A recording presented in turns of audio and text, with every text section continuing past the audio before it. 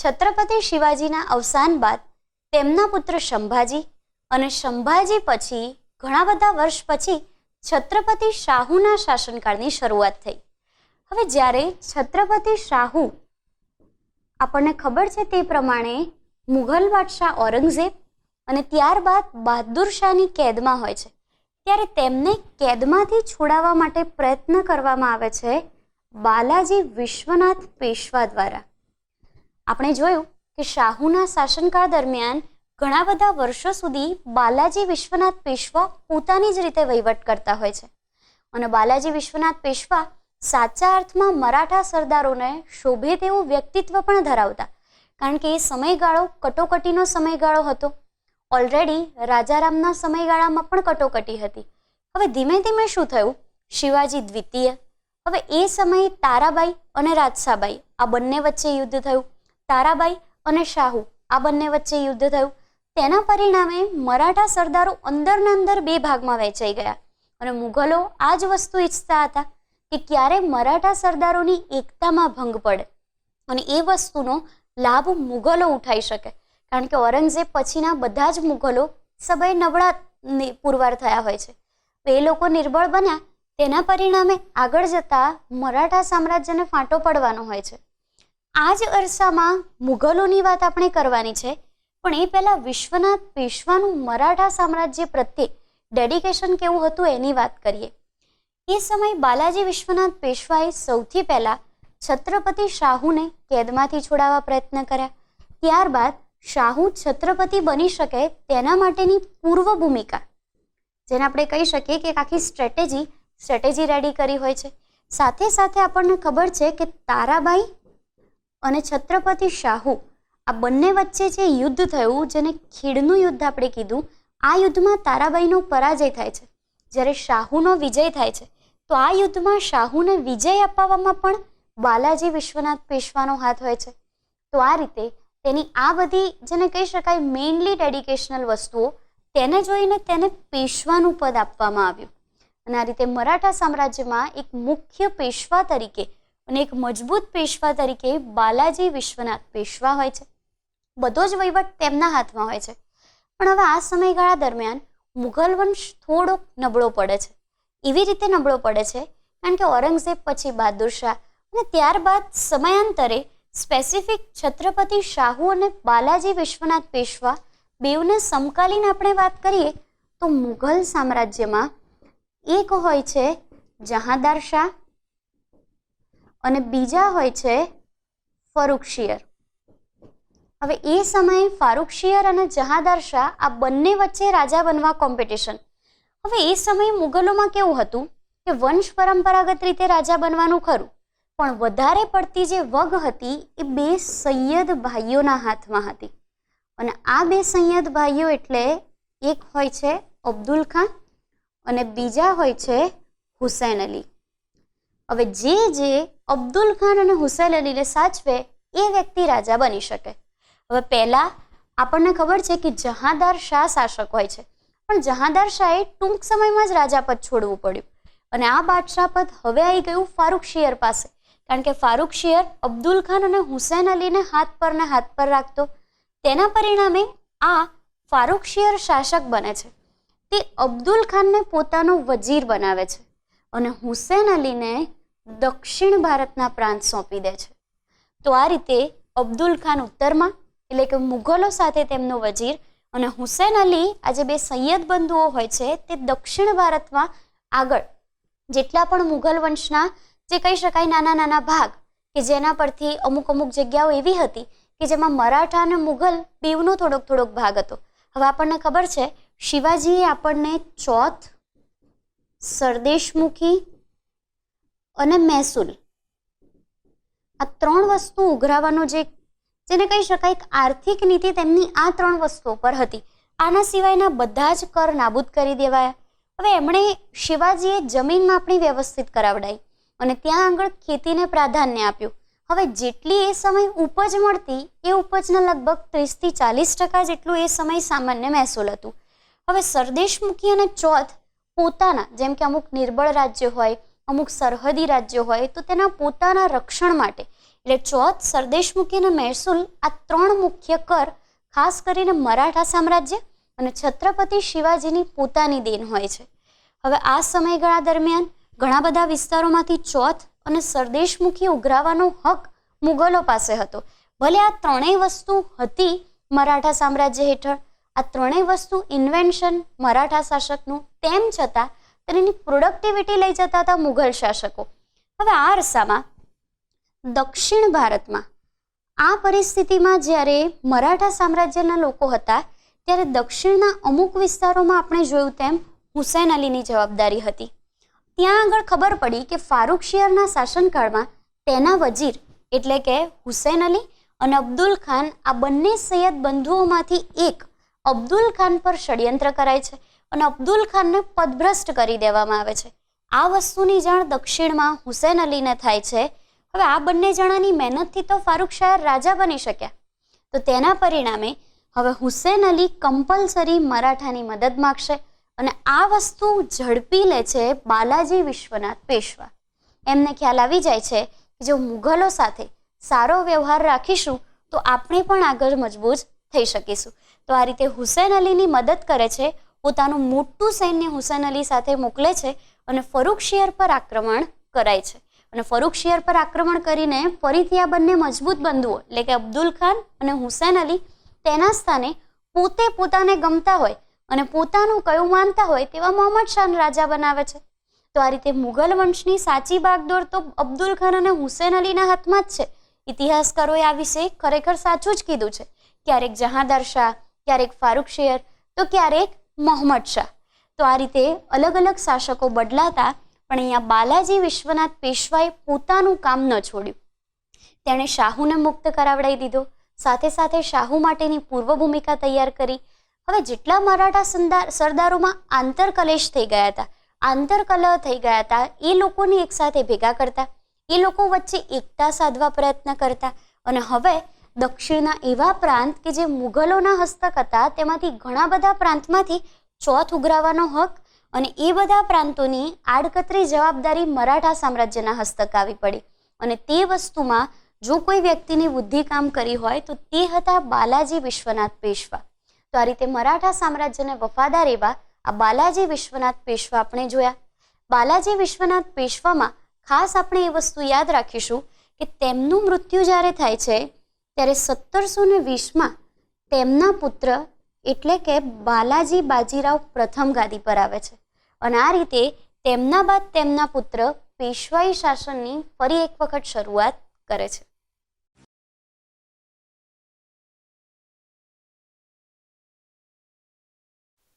બાલાજી વિશ્વનાથ પેશવા 1720માં મૃત્યુ પામે છે અને બાલાજી વિશ્વનાથ પેશવા પછી ત્યારબાદ તેમના પુત્ર એટલે કે બાલાજી બાજીરાવ પ્રથમના શાસનકાળની શરૂઆત થાય છે. બાજીરાવ પ્રથમ જ્યારે આવે છે ત્યારની મુઘલ વંશની સત્તા જોઈએ તો આપણે વિશ્વનાથ પેશવાના શાસનકાળમાં જોઈ ગયા કે વિશ્વનાથ પેશવાના સમકાલીન જે મુઘલો હોય છે એ આમ જોવા જઈએ તો નિર્બળ જ, કારણ કે ઓલરેડી આખો ખેલ બે સૈયદ બંધુઓના હાથમાં હોય છે. પછી એ સૈયદ બંધુઓ ફારૂકશિયર હોય, મોહમ્મદ શાહ હોય કે પછી જહાંદાર શાહ હોય, આ ત્રણેય પર આડકતરી રીતે રાજ કરતા હોય છે. હવે એ સમય બાલાજી બાજીરાવ પ્રથમ શરૂઆતમાં જ એક બહુ જ સરસ ઉત્તર તરફ આગળ વધો આ નીતિ અપનાવે છે. આગળ વધો ખરા, પણ કઈ દિશામાં? ઉત્તર તરફ. ડેફિનેટલી તેમણે ઉત્તર તરફ જ આગળ વધવાનું હતું, કારણ કે દક્ષિણના તો મોટાભાગના પ્રદેશો પર હવે તેમનો હક આવી જ ગયો હતો. દક્ષિણના માત્ર 5 કે 7 એવા પ્રદેશો હતા કે જે પ્રદેશો પર મુઘલોનો એટલે કે ઉત્તર પર રાજ કરતા લોકોનો હક હોય છે. હવે આ સમય ઉત્તર તરફ જો તેમણે આગળ વધવું છે તો ધીમે ધીમે બધા જ પ્રદેશો કબજે કરવા પડશે. તેથી બાલાજી બાજીરાવ પ્રથમે ગુજરાત છે, બુંદેલખંડ છે, ધાર છે, માળવા, સાથે સાથે અન્ય 2 મુખ્ય પ્રદેશો જે મરાઠા માટે ખાસ જાણીતા છે, ઇન્દોર અને ગ્વાલિયર, આ બંને પ્રદેશો પર પણ પોતાનું આધિપત્ય જમાવી દીધું. ઇન્દોર અને ગ્વાલિયરમાં આપણે યાદ રાખીશું કે ઇન્દોરમાં તેમણે મલ્હારરાવ હોલકર અને ગ્વાલિયરમાં તેમણે રાણોજી શિંદે, જેને સિંધિયાના નામે પણ ઓળખવામાં આવે છે. તો આ રીતે તેમણે ઇન્દોરમાં મલ્હાર રાવ અને ગ્વાલિયરમાં રાણોજી શિંદેને જવાબદારી સોંપી હોય છે. સાથે સાથે અન્ય પ્રદેશોમાં પણ પોતાના વફાદાર અને વિશ્વાસુ સેનાપતિઓને જવાબદારી સોંપી. ગુજરાતની આપણે વાત કરીએ તો અહીંયા આપણે ગુજરાત જીત્યું એટલી જ વાત કરીશું. સ્પેસિફિક ગુજરાતના ઇતિહાસમાં આપણે જ્યારે મરાઠા સામ્રાજ્ય જોયું તેમાં ગુજરાતમાં બાલાજી બાજીરાવનો સમયગાળો ડીપલી આપણે નોટ કર્યો છે. હવે એ સમયે ગુજરાતમાં અલગ અલગ સેનાપતિ બદલાય છે અને એ સેનાપતિઓ દ્વારા ગુજરાતમાં આગળ જતા ગાયકવાડી શાસનની શરૂઆત થશે. તો ઇન શોર્ટ આપણે જેને કહી શકીએ કે મરાઠા સામ્રાજ્ય જેમ કે પેશવા છે કે પછી અલગ અલગ સિંધે કે જેના આગળ જતા સિંધિયાના નામે ઓળખાય છે, પછી હોલકર છે કે પછી ગાયકવાડ છે, એવા અલગ અલગ ફાટાઓમાં વિભાજિત થયું. તેની શરૂઆત સાચા અર્થમાં બાલાજી બાજીરાવ પ્રથમના સમયમાં જ થઈ. તેણે ઉત્તર તરફ આગળ વધવાની નીતિ દ્વારા છેક ઉત્તર તરફ અનએક્સપેક્ટેડલી દિલ્હી સુધી, એટલે કે ઉત્તરમાં મુઘલોનું જે મુખ્ય સેન્ટર હતું અને એ સમયે ઇન્ડિયાનું જે મેઇન સેન્ટર જેને હૃદય કહી શકાય એવા દિલ્હી પર પોતાની કૂચ કરી અને દિલ્હી પર કૂચ કરીને તેના પર આક્રમણ કરીને તેને પોતાના આધિપત્ય હેઠળ લાવી દીધું. તો દિલ્હીથી લઈને પોતાના જે વિસ્તારો હતા ત્યાં સુધી આખું ઉત્તર ભારત પણ તેણે કબજે કરી લીધું હોય છે. સાથે સાથે આપણે વાત કરીએ બાલાજી બાજીરાવ પ્રથમના સમયગાળા દરમિયાન દક્ષિણ ભારતમાં શું હતું. હવે દક્ષિણ ભારતમાં એ સમયે મુઘલ સેનાપતિ હોય છે નિઝામુલ મુલ્ક. નિઝામુલ મુલ્ક શું કરે છે? ઓલરેડી મુઘલ સેનાપતિ તે શું કરશે તો મરાઠાઓના તાબા હેઠળ રહેલા પ્રદેશો અને એ પ્રદેશોમાં અંદર મરાઠાઓને ઝઘડાવવા પ્રયત્ન કરે છે. સાથે સાથે ત્યાં આગળ કર્ણાટકમાં આરકોટના નવાબ, હવે કર્ણાટકમાં રહેલા આરકોટના નવાબની ઉશ્કેરણી કરે છે કે તમારે ચોથ છે કે સરદેશમુખી છે આ બધા કર ન ભરવા જોઈએ. એટલે તેના પરિણામે જેટલા પણ હવે મરાઠા સામ્રાજ્યના સરદારો હશે એ જનરલી ચોથ કે સરદેશમુખી ઉઘરાવા જશે તો એ ખાલી હાથે પાછા આવશે, કારણ કે આરકોટના નવાબ તો ના પાડી દે છે. તો આ વસ્તુની જાણ જેવી બાલાજી બાજીરાવ પ્રથમને થાય છે તરત જ તે દક્ષિણ ભારત તરફ કૂચ કરે છે. હવે ઓલરેડી ઉત્તરમાં મુઘલોનું આધિપત્ય તો નબળું કરી જ દીધું છે. સાથે સાથે મુઘલો હસ્તક રહેલા દક્ષિણના ઘણા બધા પ્રાંત પણ એ સમય 6 થી 7 પ્રાંત બાલાજી બાજીરાવ પ્રથમ જીતી લે છે. તો આ રીતે આપણે એટલું જોયું કે ઉત્તરથી શરૂ કરીને દક્ષિણ સુધીના બધા જ પ્રદેશો જીતી લીધા. બધા જ પ્રદેશો જીતે છે. હવે આગળ જતા તેણે કર્ણાટકના આરકોટના નવાબ પર આક્રમણ કરી દીધું અને કર્ણાટક પર આક્રમણ કરીને કર્ણાટક પર સીધું જ મરાઠા સામ્રાજ્યનું આધિપત્ય જમાવી દીધું.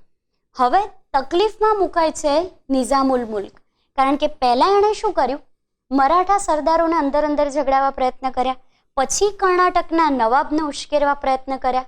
હવે આગળ જતા તે મુઘલ સત્તા હેઠળ રહેલા જે 6-7 પ્રદેશો હતા એ પ્રદેશો તેના હાથમાંથી જીતી લેવાય છે.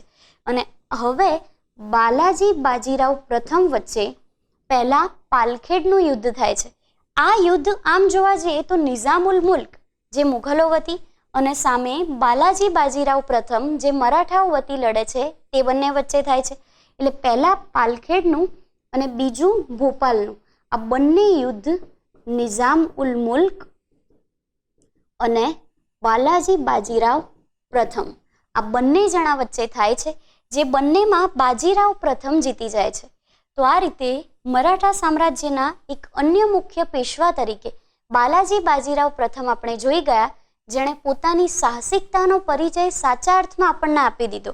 કારણ કે શરૂઆતમાં ઉત્તરથી દક્ષિણ સુધી સમગ્ર ભારતને એક છત્ર નીચે લાવવાનો પ્રયત્ન તેણે કરેલો અને તેની આ દૂરંદેશીને કેટલાય ઇતિહાસકારો ખૂબ જ સારા શબ્દોમાં બિરદાવે છે. અચ્છા, અહીંયા એ પણ વસ્તુની આપણે નોંધ લઈશું કે આપણે જે બાજીરાવ અને મસ્તાનીની વાત કરીએ છીએ તો તેનું મસ્તાની સાથેનું પ્રેમ પ્રકરણ હંમેશા ચર્ચિત રહ્યું છે. તો આ રીતે બાલાજી બાજીરાવ પ્રથમ મરાઠા સામ્રાજ્યના એક વર્ચસ્વધારી પેશવા કહી શકાય.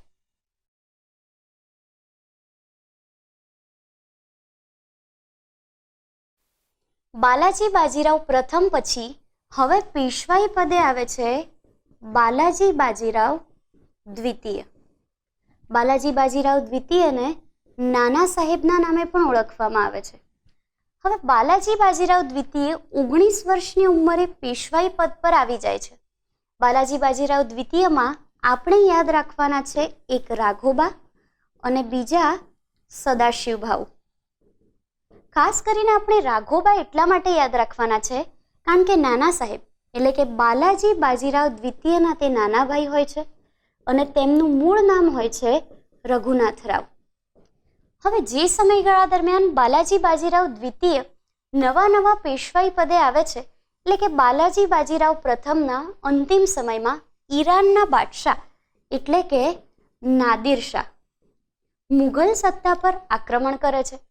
આપણને ખબર છે કે ઈરાનના બાદશાહ નાદિર શાહે મુઘલ સત્તા પર એટલે કે ઉત્તર ભારતમાં આક્રમણ કર્યું અને આ આક્રમણના સ્વરૂપે તે અહીંયાથી મયુરાસન અને એ બધી વસ્તુઓ પોતાના દેશમાં લઈ જાય છે એટલે કે મોહમ્મદ રંગીલાના સમયમાં કર્યું હોય છે.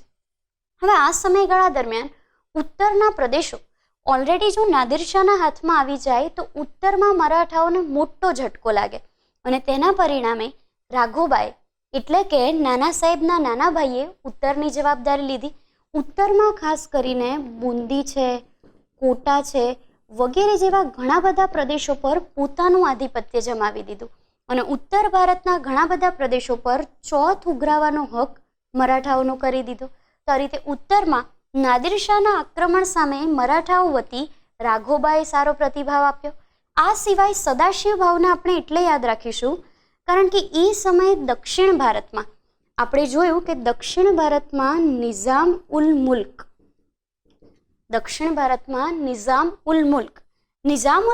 એ સમયે દક્ષિણ ભારતમાં મહત્વના હતા, જેમણે આપણે વાત કરી કે કર્ણાટકમાં આરકોટના નવાબને ચોથ ન ભરવા માટે ઉશ્કેર્યા, સાથે સાથે હૈદરાબાદમાં પણ પોતાનું સ્વતંત્ર રાજ્ય સ્થાપવા પ્રયત્ન કર્યા. દક્ષિણમાં નિઝામના મૃત્યુ પછી સલાબત જંગ, હવે સલાબત જંગ એ સમયે મરાઠાઓની સામે પડે છે કારણ કે ઓલરેડી નિઝામ એ મરાઠાઓનો વિરોધી હોય છે. સલાબત જંગ જેવા મરાઠાઓની સામે પડે છે તેમની સાથે લડવા માટે સદાશિવભાઉને મોકલાય છે અને આ યુદ્ધમાં સદાશિવભાઉ વિજયી થાય છે. સલાબત જંગની હાર થાય છે અને દક્ષિણે તુંગભદ્રા નદી સુધીના વિસ્તાર પર ચોથ ઉઘરાવાનો જે હક છે એ સંપૂર્ણપણે મરાઠાઓને મળી જાય છે. આ સિવાય એક સામાન્ય જેને આપણે રઘુજી ભોંસલેના નામે ઓળખીએ છીએ. હવે એ સમયે નાગપુરથી બિલોંગ કરતા રઘુજી ભોંસલે મરાઠાઓના વિરોધી બને છે. ઓલરેડી એક મરાઠા વ્યક્તિ મરાઠા પેશવાનો વિરોધી બને છે અને તે પોતાની જીત પૂર્વ ભારત તરફ પ્રારંભે છે અને પૂર્વ ભારતમાં ખાસ કરીને બંગાળના જે પ્રદેશો હોય છે તેના પ્રદેશો જીતી લે છે અને એ પ્રદેશો પર ચોથ ઉઘરાવાનો હક પોતે લઈ લે છે. હવે આ વસ્તુ એ સમયે બાલાજી બાજીરાવ દ્વિતીયને નથી ગમતી એટલે બાલાજી બાજીરાવ દ્વિતીય રઘુજી ભોંસલે પર આક્રમણ કરવા જાય છે. આ બંને જણા વચ્ચે મહાયુદ્ધ થાય એ પહેલા છત્રપતિ શાહુ વચ્ચે આવી જાય છે અને શાહુ આ બંનેને અલગ કરે છે. હવે એ સમયે રઘુજી ભોંસલેને અલગ પ્રદેશો આપી દેવાય છે અને બાલાજી બાજીરાવ દ્વિતીય પાસે તો પેશવાઈ પદના ઘણા બધા શાસન વ્યવસ્થાના સ્થળો છે જ અને એ સમય પૂર્વ ભારતમાં બંગાળની આસપાસના કટક છે અને કટકની દક્ષિણના ઘણા બધા પ્રદેશો બાલાજી બાજીરાવ દ્વિતીય છત્રપતિ શાહુની સમજાવટ દ્વારા રઘુજી ભોંસલેને આપી દે છે. તો આ રીતે મહત્વના પેશવાઓમાં એક બાલાજી બાજીરાવ પ્રથમ અને બાલાજી બાજીરાવ દ્વિતીય આ બંનેનો આપણે અભ્યાસ કરી શકીએ.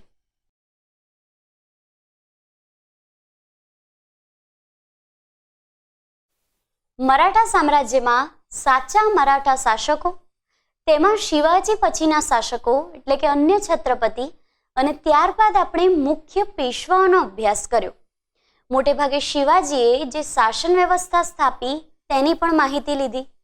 હવે આપણે વાત કરવાની છે કે મરાઠા સામ્રાજ્ય જ્યારે ચાલતું હોય છે ત્યારે એક મહત્વનું ઐતિહાસિક યુદ્ધ થાય છે અને આ યુદ્ધનું નામ એટલે કે પાણીપતનું ત્રીજું યુદ્ધ.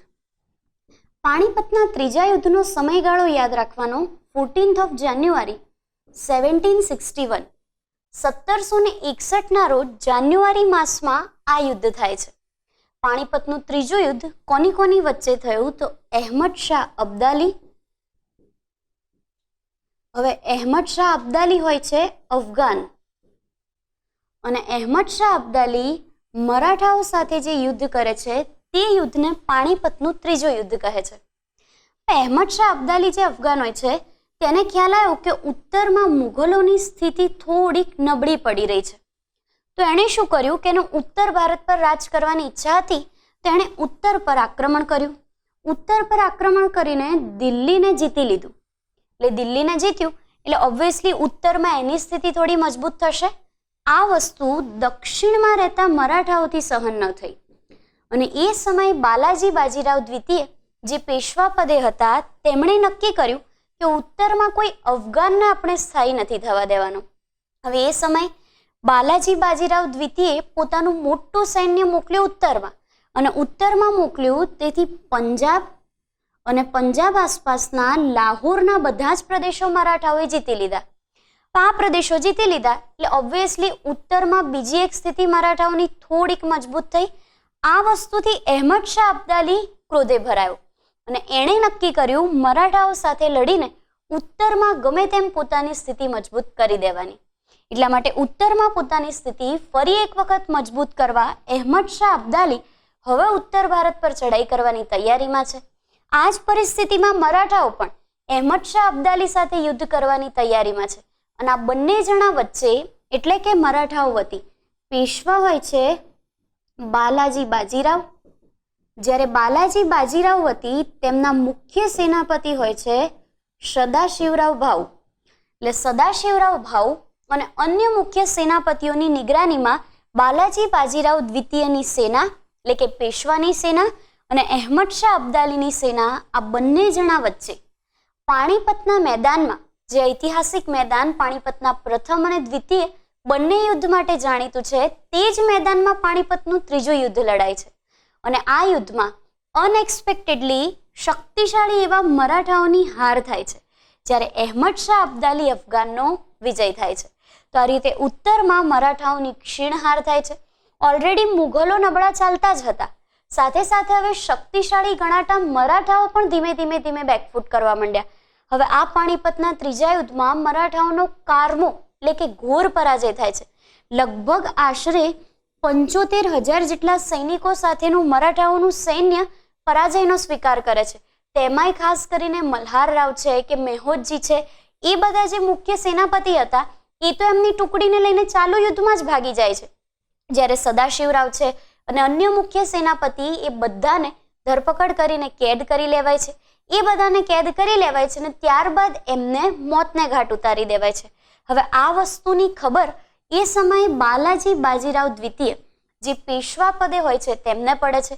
બાલાજી બાજીરાવ દ્વિતીયને આ ખબર આપનાર હતા નાના પુરંદર, અને આ વસ્તુની ખબર બાલાજી બાજીરાવને પડતા તુરત જ તેમને ભયાનક આઘાત લાગે છે, અને આઘાતના પરિણામે થોડા જ માસમાં બાલાજી બાજીરાવ મૃત્યુ પામે છે.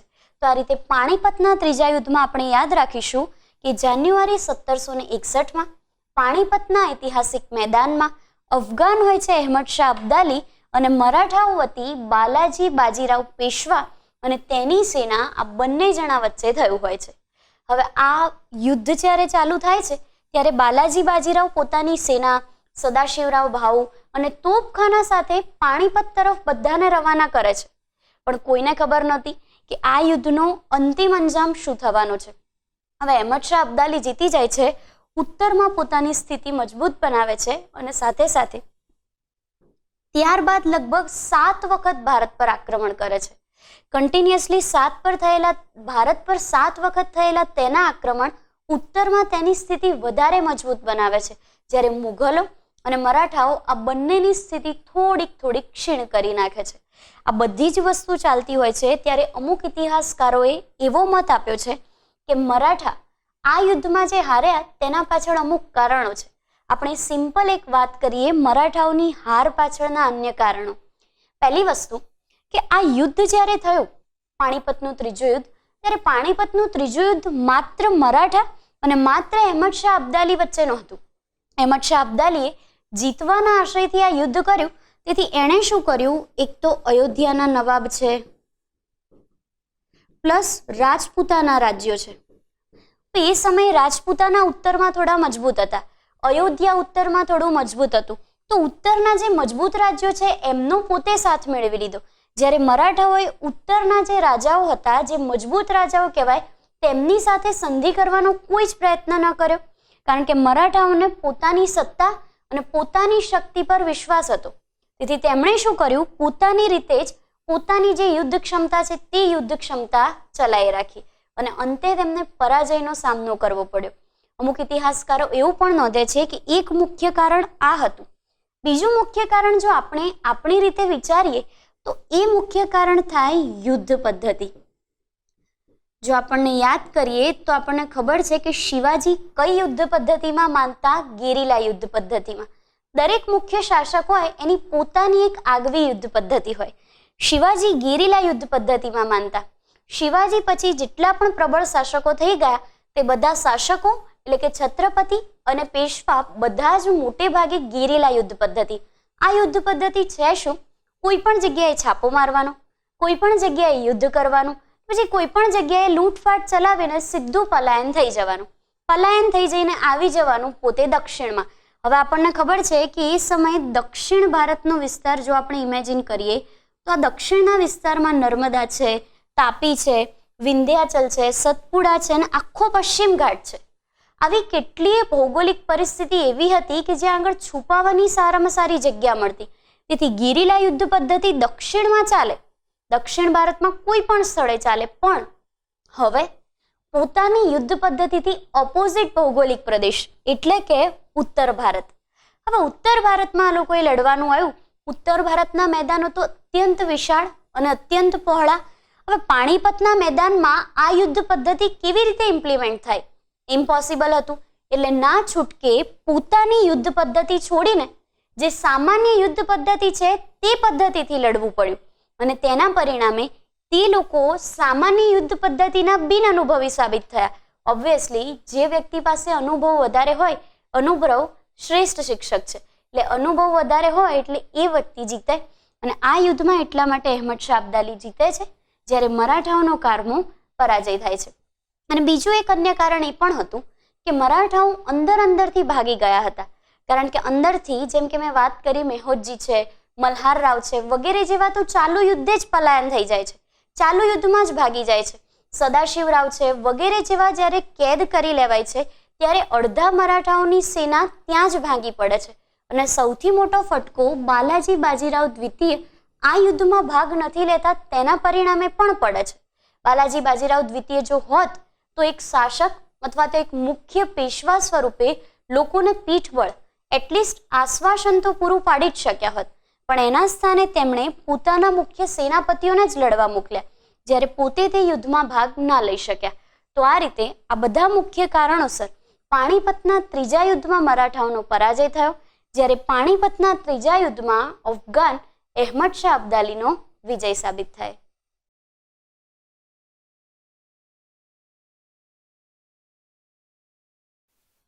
જનરલી મરાઠા સામ્રાજ્યના ઇતિહાસમાં જેટલું મહત્વ મરાઠા સામ્રાજ્યના સ્થાપકનું છે, જેટલું મહત્વ છત્રપતિ જેટલા પણ શાસકો થઈ ગયા તેમનું છે, તેટલું જ મહત્વ તેમના હાથ નીચે કામ કરતા મુખ્ય પેશવાઓનું છે. પણ આપણે ક્યારે એવું કહી શકીએ કે છત્રપતિ શાસક, છત્રપતિ શિવાજી છે, છત્રપતિ શાહુ છે, તેમના હાથ નીચે મરાઠા પેશવાઓને રાખતા? હવે આ વસ્તુ આપણે ક્યારે કહી શકીએ? જ્યારે શિવાજીએ પોતાનું અષ્ટપ્રધાન મંડળ બનાવ્યું, એ અષ્ટપ્રધાન મંડળમાં પેશવાને સૌથી હાઈએસ્ટ સ્થાન અપાયું. હવે અત્યાર સુધી મુખ્યત્વે આ અષ્ટપ્રધાન મંડળ કોને આધીન રહેતું? શિવાજીને. વ્યક્તિગત રીતે આ બધા જ જવાબદાર શિવાજીને. સપોઝ આ બધામાંથી કોઈએ પણ કંઈ પણ એક્સ્ટ્રા ડિસિઝન લેવું હોય તો કમ્પલસરી તેમણે શિવાજી સાથે વિચાર વિમર્શ કરવો પડે અને તેમની સલાહના આધારે જે ડિસિઝન લઈ શકે. આ વસ્તુ લાંબો સમય ન ચાલી શકી, કારણ કે શિવાજીના મૃત્યુ પછી એ મરાઠા સામ્રાજ્યનો શાસનકાળ અલગ જ ટ્રેક પર જતો રહે છે અને એના વિશે આપણે ડીપલી અભ્યાસ કર્યો. છેલ્લે આપણે અટક્યા હતા છત્રપતિ શાહુ પર. છત્રપતિ શાહુના સમયમાં એમણે પેશવા પદ આપ્યું બાલાજી વિશ્વનાથ પેશવાને, અને બાલાજી વિશ્વનાથ પેશવાએ છત્રપતિ શાહુની ઘણી બધી મદદ કરી તેથી મોટાભાગની બધી જ સત્તાઓ અને આખી સત્તાની બધી જ બાગડોર હંમેશા બાલાજી વિશ્વનાથ પેશવાના હાથમાં રહેતી. આ જ વસ્તુ કાળ અનુસાર ચાલતી આવી. બાલાજી બાજીરાવ પ્રથમ, બાલાજી બાજીરાવ દ્વિતીય અને આગળના પેશવાઓના હાથમાં આખા મરાઠા સામ્રાજ્યની બાગડોર રહેતી હોય છે. હવે આ પરિસ્થિતિમાં બાલાજી બાજીરાવ પ્રથમ અને દ્વિતીયનો અભ્યાસ આપણે કર્યો. પણ બાલાજી બાજીરાવ દ્વિતીયના સમયમાં મરાઠા સામ્રાજ્ય માટે એક સૌથી ખરાબ ઘટના એટલે કે પાણીપતનું ત્રીજું યુદ્ધ થાય છે. અને પાણીપતનું ત્રીજું યુદ્ધ આપણે જોયું કે આ યુદ્ધમાં મરાઠાઓનો ઘોર પરાજય થાય છે. ફરી એક વખત મરાઠાઓ માટે મોસ્ટલી સૌથી ખરાબ કહી શકાય એવી કટોકટીના સમયગાળાની શરૂઆત. અને આ કટોકટીમાં સૌથી મોટો બીજો ફટકો એટલે બાલાજી બાજીરાવનું મૃત્યુ. બાલાજી બાજીરાવ મૃત્યુ પામે છે કારણ કે 1761માં જે પાણીપતનું ત્રીજું યુદ્ધ થયું એ પાણીપતના ત્રીજા યુદ્ધમાં તેમનાથી આઘાત સહન થતો નથી અને આઘાત સહન ન થવાથી તેમનું મૃત્યુ થાય છે. હવે બાલાજી બાજીરાવ પછી પેશવા કોણ બનશે તેના પર એક મોટો ક્વેશ્ચન માર્ક હોય છે. બાલાજી બાજીરાવ પછી પેશવા પદ આવે છે પેશવા માધવરાવ પ્રથમના હાથમાં. હવે આપણને ખબર છે બાલાજી બાજીરાવના ભાઈ હોય છે રાઘોબા એટલે કે રઘુનાથરાવ. રાઘોબાને પહેલેથી પેશવા પદ જોઈતું હોય છે, પણ જ્યારે બાલાજી બાજીરાવ પેશવા હોય છે ત્યારે તે એવું વિચારે છે કે પોતાનો જ ભાઈ પેશવા છે તેથી તેમની પેશવા બનવાની મનસા ઓછી થઈ જાય છે. પણ જેવું બાજીરાવનું મૃત્યુ થાય છે તરત જ પેશવા માધવરાવની જગ્યાએ પોતાને તે પેશવા બનવાની ઈચ્છા રાખતા હોય છે. પણ એના સ્થાને પેશવા માધવરાવ પ્રથમ એ સમયના છત્રપતિ રામરાજ દ્વારા પેશવા માધવરાવ પ્રથમને એ સમયે પેશવા નિયુક્ત કરવામાં આવે છે. હવે એ સમયે માધવરાવ પ્રથમની ઉંમર બહુ જ નાની હોય છે, પણ માધવરાવ પ્રથમને તેમના માતાએ બાળપણથી જ મજબૂત, નીડર, ધૈર્યવાન અને સાહસિક બનવાના ગુણો આપ્યા હોય છે. તેમનું ચારિત્ર્ય અને તેમના સંસ્કારોનું ઘડતર શ્રેષ્ઠમાં શ્રેષ્ઠ સમયમાં થયું હોય છે. બાળપણથી જ હંમેશા રાજનેતાઓની વચ્ચે રહેતા અને રાજનેતાઓની આસપાસ હરતા ફરતા, તેથી રાજનીતિ તો તેમના રોમ રોમમાં હતી એવું આપણે કહી શકીએ. હવે માધવરાવ પ્રથમે રાજનીતિનો સામાન્ય અભ્યાસ કરી લીધો, પેશવા પદ એમને મળી ગયું. પણ અહીંયા આપણે એક વસ્તુ ધ્યાનમાં રાખીશું કે રાઘોબાએ મને ના મને તેમને મદદ શરૂઆતમાં કરવી પડી, પણ રાઘોબા તેમના આંતરિક દુશ્મન તો પહેલેથી રહ્યા. આ વસ્તુની આપણે એક ઘોડનું યુદ્ધ અને બીજું ધોળપનું યુદ્ધ, આ બે યુદ્ધ દ્વારા જાણકારી મેળવીશું. પણ એક સિમ્પલ આપણે વાત કરીએ કે માધવરાવ પ્રથમ મજબૂત પેશવા સાબિત થયા. હવે આને મજબૂત પેશવા કેવી રીતે કહી શકાય? કારણ કે કટોકટીના સમયમાં બહુ જ નાની ઉંમરમાં અનએક્સપેક્ટેડલી એમના પાસે આ પદ આવી ગયું. બીજી વસ્તુ, ઉંમર નાની હતી, રાજકીય પરિપક્વતા પૂરી નથી અને સૌથી ઇમ્પોર્ટન્ટ, પાણીપતના ત્રીજા યુદ્ધમાં મરાઠાઓનો કારમો પરાજય થયો હતો. હવે આ પરિસ્થિતિમાં મુખ્ય સેનાપતિઓ પણ ગુમાવેલા, ધૈર્ય પણ ગુમાવેલું, સહન શક્તિ પણ ગુમાવેલી અને નવી વસ્તુની શરૂઆત કરવા માટેની જે શક્તિ હોય, જે શરૂઆતમાં જેને કહી શકાય આરંભે સુરા, હવે આ મરાઠાઓ જે પહેલા હતા એ હવે નહોતા રહ્યા. કારણ કે અહેમદ શાહ અબ્દાલીએ જે અન્ય કેદ પકડાયેલા મરાઠાઓ સાથે કર્યું, જેમ કે એમને મોતને ઘાટ ઉતારી દેવાયા, બીજા લોકોને કેદ કરવામાં આવ્યા, આ બધી વસ્તુઓ મરાઠાઓ માટે અનએક્સપેક્ટેડ હતી. હવે આ પરિસ્થિતિમાં એક મજબૂત પેશવા સાબિત થાય છે પેશવા માધવરાવ પ્રથમ. આ પરિસ્થિતિમાં દક્ષિણ ભારતમાં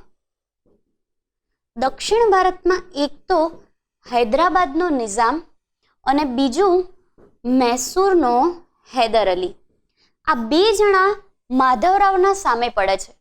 પણ હવે આ પરિસ્થિતિનો ફાયદો ઉઠાવશે માધવરાવની સામે પડેલા તેમના આંતરિક દુશ્મનો. આ પરિસ્થિતિ એવી કે જ્યાં બાહ્ય દુશ્મનોની તો કોઈ કમી જ નથી. હવે એ દુશ્મનો ઉત્તર ભારતમાં હોય કે એ દુશ્મનો દક્ષિણ ભારતમાં હોય, પણ સાથે સાથે આંતરિક દુશ્મનોની પણ કોઈ કમી નથી.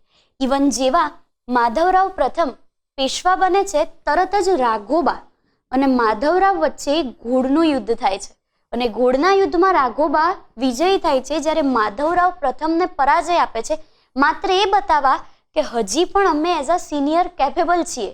અને આ વસ્તુમાં માધવરાવ પ્રથમ પરાજય સ્વીકારે છે. તેમ છતાં પોતાનું મનોબળ ટકાવી રાખે છે. મનોબળ ટકાવી રાખે છે. આગળ જતાં તેમને ખબર છે કે દક્ષિણ ભારતમાં મોટું સંકટ છે. ઓલરેડી દક્ષિણ ભારતનો જે નિઝામ હોય છે એ નિઝામે પુનઃ જે સંધિઓ કરી હોય છે એ પુનઃ સંધિઓનો ભંગ કરે છે. કારણ કે એને ખબર પડી ગઈ સંધિ એ સમયમાં કરેલી કે જ્યારે મરાઠા સાચા અર્થમાં મહાસામ્રાજ્ય હતું. હવે મરાઠા શક્તિશાળી હતા એટલે કમ્પલસરી આપણે સંધિઓ કરવી પડી. એ સંધિઓનો સ્વીકાર કરવો પડ્યો અને એનું પાલન પણ આપણે કરવું પડ્યું. પણ હવે મરાઠાઓ ટોટલી બેઝિક લાઈન પર આવી ગયા છે. તો હવે એનો ભંગ કરીશું તો એમાં આપણને જ ફાયદો છે. તેથી તેણે આ સંધિઓનો ભંગ કરવાની શરૂઆત કરી. તો એના માટે નિઝામ પર આક્રમણ કરવું જરૂરી હોય છે. અને શરૂઆતમાં માધવરાવ પ્રથમ નિઝામ પર આક્રમણ કરે છે અને નિઝામને પરાજય પણ આપી દે છે.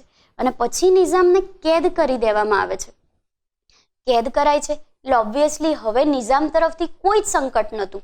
પણ રાઘોબા એ સમયે પોતાનો સ્વાર્થપરાયણતા ઉપર રાખે છે અને કેદ કરાયેલા નિઝામને છોડી મૂકે છે. હવે નિઝામને છોડી મૂક્યો એટલે ઓબ્વિયસલી નિઝામ દક્ષિણમાં જઈને મજબૂત થવાનું. નિઝામ ફરીથી એક વખત દક્ષિણમાં જાય છે. નિઝામ સાથ મેળવે છે મરાઠાઓનો. કેટલાય મરાઠા સરદારોને સાથે લે છે. મરાઠા સરદારોમાં ફૂટ પાડે છે અને આ બધા મરાઠા સરદારોને સાથે લઈને ફરી એક વખત મરાઠાઓ પર જ આક્રમણ કરે છે.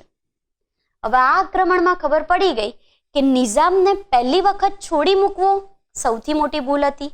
એ ભૂલ રાઘોબાની હતી. રાઘોબાએ પોતે પેશવા બનવાની લાલચમાં બધી જ વસ્તુ કરી. કારણ કે એમણે નિઝામને મદદ એટલે જ કરી કે કદાચ પોતે પેશવા બની જાય તો એમાં નિઝામ એમને મદદ કરી શકશે. નિઝામ તો ફરી એક વખત આવે છે અને ફરી એક વખત એ પુણે પર આક્રમણ કરે છે. ત્યારથી જે મરાઠા સરદારોએ મરાઠાઓથી અલગ થઈને નિઝામને સાથ આપ્યો તેમની આંખો ઉઘડી જાય છે. તેમને ખબર પડી જાય છે આ વ્યક્તિ માત્ર ને માત્ર આપણો ઉપયોગ કરી રહ્યો છે. જો આ વ્યક્તિને આપણે માત આપી શકીએ તો આપણે સાચા અર્થમાં મરાઠાઓને સહાય કરી શકીશું. અને આ મરાઠા સરદારો બેકફૂટ કરે છે. એ વસ્તુથી નિઝામને ખ્યાલ આવી જાય છે અને નિઝામ ચાલુ આક્રમણમાં પુણેથી ભાગી જાય છે. હવે નિઝામ ભાગી જાય છે અને એના પછી એનો જે સૈનિકો હોય છે એ પણ એની પાછળ ભાગે છે. પણ ગોદાવરી નદી અને એ સમયની વરસાદની પરિસ્થિતિના કારણે ગોદાવરીમાં ભયાનક પૂર આવે છે.